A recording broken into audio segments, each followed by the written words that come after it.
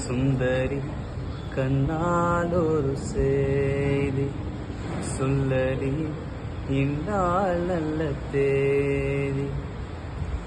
நான் உன்னை நீங்க மாட்டேன், நீங்கினால் தூங்க மாட்டேன், சேர்ந்ததே நம் ஜீவனே.